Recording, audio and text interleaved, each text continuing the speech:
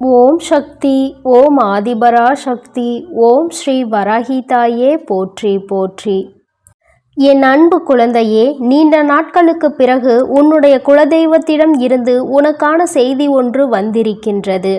என் பிள்ளையே, அது உன்னுடைய வாழ்க்கை சம்பந்தமானது. என் குழந்தையே, குலதெய்வத்தின் வாக்கெல்லாம் அத்தனை எளிதாக யாருக்கும் கிடைக்காது. அதனால்தான் அம்மா உன்னிடத்தில் அது கிடைக்கும் பொழுதே நீ பெற்றுக்கொள் என்று சொல்கின்றேன். என் தங்கமே, இன்று உன்னுடைய குலதெய்வத்தின் வாக்கினை உன் தாயானவள் நான் சுமந்து கொண்டு உன்னை ஓடோடி வந்திருக்கிறேன் என்றால் அது எந்த அளவிற்கு முக்கியமானது என்பதை நீ முதலில் புரிந்து கொள்ள வேண்டும்.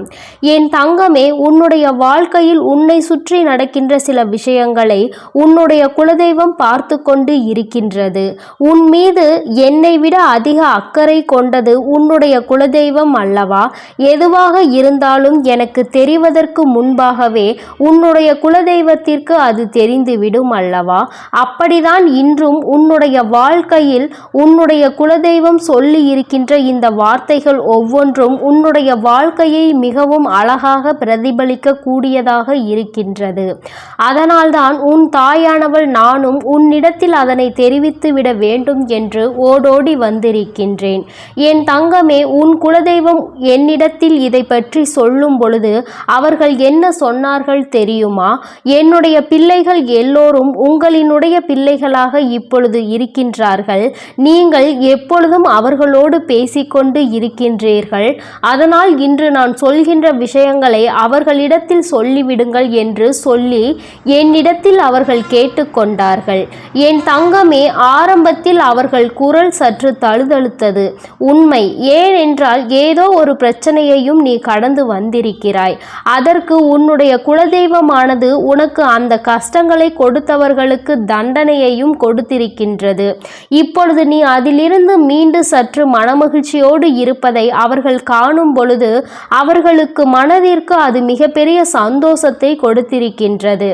என் தங்கமே, உன்னுடைய வாழ்க்கையானது எத்தனையோ போராட்டங்களுக்கு மத்தியில் பின்னி பிணைக்கப்பட்டது. கஷ்டத்தையும் உன்னையும் பிரிக்க முடியாது. ஒவ்வொரு கஷ்டங்களும் உனக்கு வாழ்க்கையில் ஒவ்வொரு நாளும் மாறி மாறி வந்து கொண்டேதான் இருக்கின்றது.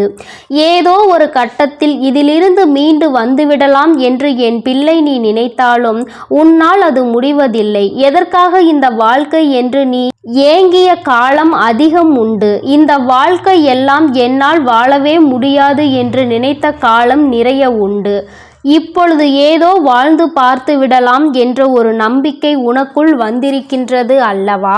இந்த நம்பிக்கையை கண்டு உன் குலதெய்வம் மனமகிழ்ச்சி அடைந்திருக்கிறார்கள். அது மட்டுமல்ல, உன்னுடைய வாழ்க்கையில் உனக்கு கொடுக்க வேண்டிய பல நல்ல விஷயங்களை அவர்கள் உன்னிடத்தில் கொண்டு வந்து சேர்க்க இப்பொழுது தயாராக இருக்கின்றார்கள். உன் மனநிலையில் மிகுந்த மாற்றங்களை கொண்டு வந்தாலும் எத்தனையோ பேர் உன்னை சுற்றி வந்து உன்னை சோதனைக்கு ஆளாக்கினாலும் யாரெல்லாம் உனக்கு கஷ்டத்தை கொடுத்திருந்தாலும் பரவாயில்லை. ஆனால் என் தங்கமே, இனி உன்னுடைய வாழ்க்கையில் இவை எல்லாம் இருக்க போவது இல்லை. உன்னை கண்ணீர் சிந்த வைத்தவர்களுக்கு உன்னுடைய குலதெய்வம் பதிலடி கொடுக்க புறப்பட்டு விட்டார்கள். உனக்கு ஏற்படுத்திய கஷ்டங்களில் இருந்து அவர்கள் உன்னை மீட்டு கொண்டு வந்திருக்கின்றார்கள். இனிமேல் நம்மால் முடியவே முடியாது, இனி நடக்காது என்று நீ நினைத்த பிரச்சனைகளில் இருந்து எல்லாம் உனக்கு மிகப்பெரிய முயற்சி அவர்கள் கொடுத்திருக்கின்றார்கள். இன்று உன்னிடத்தில் சொல்ல நினைக்கின்ற விஷயம் என்ன தெரியுமா? இனிமேலும் என்ன நடந்தாலும் அதற்காக நீ கவலைப்படக்கூடாது.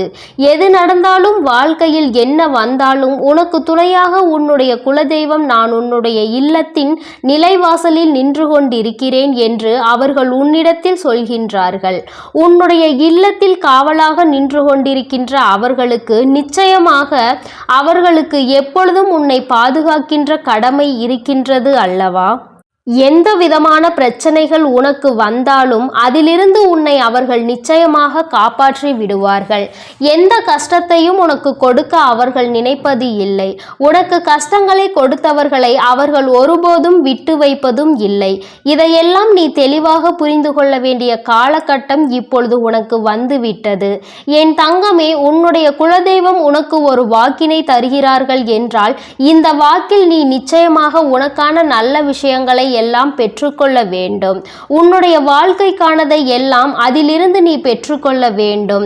அவர்கள் காரணம் இல்லாமல் உன்னிடத்தில் எதையும் சொல்வது கிடையாது. நீ ஒரு சிறு பிரச்சனைகள் வந்தவுடன் அப்படியே துவண்டு போய் விடாதே என்று அவர்கள் சொல்கின்றார்கள். என்ன சோதனைகள் வந்தாலும் அந்த சோதனைகளை கண்டு நீ அப்படியே வாழ்க்கையை வெறுத்து ஒதுக்கிவிடக் கூடாது என்று சொல்கின்றார்கள். உன்னுடைய வாழ்க்கை உனக்கு கொடுத்திருக்கின்ற இந்த மனநிலையில் இருந்து நீ மீண்டு வர வேண்டும் என்று அவர்கள் நினைக்கின்றார்கள். அதனால் நீ உன்னுடைய காலநிலைக்கு ஏற்ப, உன்னுடைய சூழ்நிலைகளுக்கு ஏற்ப உன் வாழ்க்கையில் ஏற்படுகின்ற பிரச்சனைகளில் இருந்து மிக விரைவாகவே மீண்டு வந்துவிட வேண்டும் என்பது அவர்களின் எண்ணம். என்னதான் நடந்தாலும் நமக்கு நம் குலதெய்வம் இருக்கிறது என்ற நம்பிக்கை ஒன்று உனக்குள் இருந்துவிட்டால் போதும் அல்லவா? அந்த நம்பிக்கையே உன் வாழ்க்கையின் அடுத்த கட்டத்திற்கு உன்னை அழைத்து சென்றுவிடும் என்று அவர்கள் நினைக்கின்றார்கள். நம்பிக்கையோடு இருக்கின்ற பிள்ளைகளுக்கு வாழ்க்கையில் எந்த ஒரு கஷ்டங்களும் வந்துவிடாது என்று உன் குலதெய்வம் உன்னிடத்தில் சொல்கின்றார்கள். அதனால் தேவையில்லாமல் எந்த விஷயத்திற்காகவும் மனம் வருந்த வேண்டாம் என்று இந்த வாழ்க்கை உனக்கு கஷ்டத்தை கொடுத்து விட்டதாக நீ நினைத்ததோடு மட்டுமல்லாமல் யாரெல்லாம் உனக்கு கஷ்டங்களை கொடுத்தார்களோ அவர்கள் எல்லாம் இன்று தங்களினுடைய வாழ்க்கையை இழந்துவிட்டு நின்று கொண்டிருக்கின்றார்கள். அவர்கள் தங்களுக்கு வாழ்க்கையில் இப்பொழுது உன்னுடைய உதவியை நாடிக்கொண்டு இருக்கின்றார்கள். அவர்களுக்கு உதவியினை செய்து கொடுப்பதும் கொடுக்காமல் விட்டு விடுவதும் உன்னுடைய மனநிலையை பொறுத்தது. என் தங்கமே, எல்லோருக்கும் இத்தனை சுலபமாக வாழ்க்கையில் தெய்வத்தினுடைய அருள் கிடைத்து விடாது.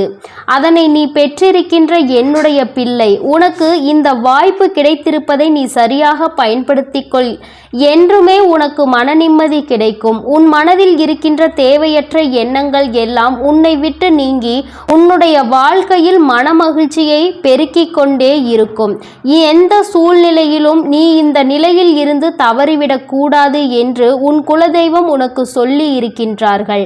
நீ தேவையில்லாமல் சிக்கிக் கொள்ளாமல் இதிலிருந்து சரியான நேரத்தில் நீ தப்பித்துக் கொள்வதோடு மட்டுமல்லாமல் உன்னுடைய வாழ்க்கையில் உனக்கான நல்ல விஷயங்களை நீ பெற்றுக்கொள்ள வேண்டும் என்று அவர்கள் உனக்கு உறுதி வாக்கினை கொடுத்து கொண்டிருக்கின்றார்கள். என் பிள்ளையே, ஒருபொழுதும் உனக்கு யாரும் துணையில்லை என்று சொல்வதை நிறுத்திவிட்டு எல்லோரும் உன்னுடைய வாழ்க்கையில் உனக்கு உறுதுணையாக இருக்கின்றார்கள். அதிலும் குறிப்பாக உன் தாயானவள் நான் உனக்கு உறுதுணையாக இருக்கிறேன் என்பதை மட்டும் நீ முழுமையாக புரிந்து கொண்டால் போதும். இனி என்றுமே உன்னுடைய வாழ்க்கையில் மனமகிழ்ச்சி மட்டுமே நிறைந்திருக்கும். குலதெய்வம் என்றுமே உனக்கு காவலாக நிற்கின்றார்கள் என்பதை நீ மறந்து விடாதே. என் அன்பு பிள்ளைக்கு இந்த தாயானவளினுடைய ஆசீர்வாதங்களும் உன் குலதெய்வத்தினுடைய ஆசீர்வாதங்களும் எப்பொழுதும் முழுமையாக இருந்து கொண்டே இருக்கும். என் தங்கமே, அதனால் நீ எதற்காகவும் கலங்காதே, எதை நினைத்தும் வருந்தாதே. நீ நல்லதையே நினைத்தால் உன் வாழ்க்கையில் எல்லாம் உனக்கு எப்பொழுதும் நல்லதாக மட்டுமே நடக்கும். நீ நடந்து கொண்டிருக்கும் பொழுது உன்னோடு உன் கரத்தினை பிடித்து கொண்டு நடந்து கொண்டிருப்பவள் உன் குலதெய்வம் என்பதை நீ மறந்து விடாதே. நான் என்றென்றைக்கும் உன்னை பாதுகாத்து கொண்டே இருக்கிறேன். நீ என்னுடைய பிள்ளை அல்லவா? நீ எதை நினைத்தும் கலங்க வேண்டாம், எதற்காகவும் பயப்பட வேண்டாம். நான் உன்னோடு உனக்கு துணையாக எப்பொழுதும் இருந்து கொண்டே இருக்கின்றேன். இனி எல்லாம் உனக்கு நல்லதாக மட்டுமே நடக்கும். ஓம் சக்தி, ஓம் ஆதிபரா சக்தி, ஓம் சக்தி, ஓம் ஆதிபரா சக்தி. ஓம் ஸ்ரீ வராகி தாயே போற்றி போற்றி. ஓம் ஸ்ரீ வராகி தாயே போற்றி போற்றி.